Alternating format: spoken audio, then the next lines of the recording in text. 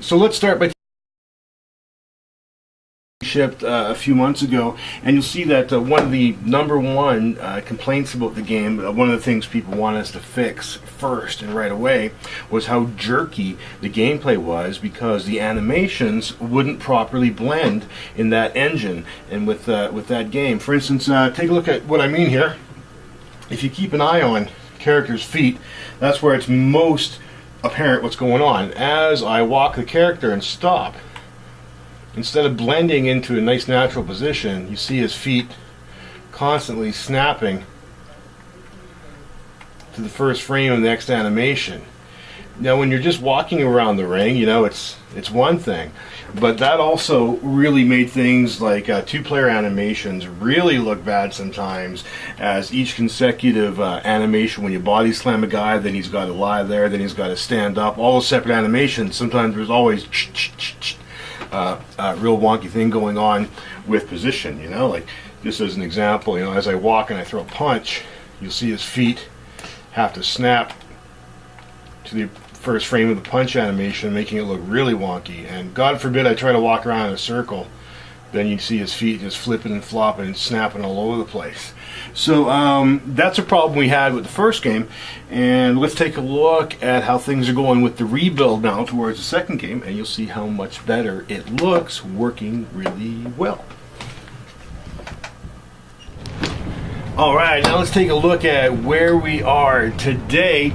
We have completely stripped out anything that does not matter in terms of getting the game to play really well. So in our current development build of the game, we stripped out all the level, graphics, the ring, even everything, just so we could focus on what's really important. Two characters, punch, kick, grapple, fall down, you know, the stuff that really matters. And in order to get all of the stuff working really well in the game in terms of the two-player grapple moves and submissions and everything, that's all built on the core animation system, and the core animation system really starts with your basic movement of your character, walking forwards, backwards, sideways, blending, throwing a punch, stopping, going back into idle, that kind of thing. And in the previous video you saw how jerky and crappy that stuff kind of looked without the proper blending working.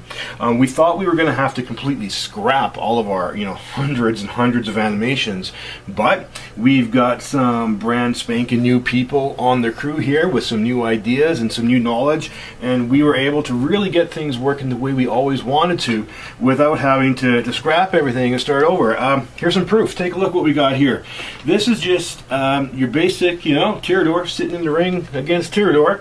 And if I start walking now, instead of seeing a jerky feet snapping back and forth thing you saw in the existing build, you'll see that things now blend nice and smooth. As soon as he stops walking, the feet blend to a nice, you know, a standing idle position. Even if I go sideways, doesn't matter. I mean, it looks a little funny sometimes depending on what position he's blending from, but it is so much smoother now. No more of that snap, snap, snap kind of crap going on. Even if you, you know, you throw a punch, his feet don't snap to the beginning of a punch animation anymore. They blend from wherever he was in a walk to, you know, wherever he's got to be to throw the punch, right? So I can just totally freaking button mash this thing. I'm not going to break it. He's going to look good transitioning from his animations no matter where he is. You know, it's not easy to tell where one animation stops and the other one begins, and that's kind of the whole idea, you know?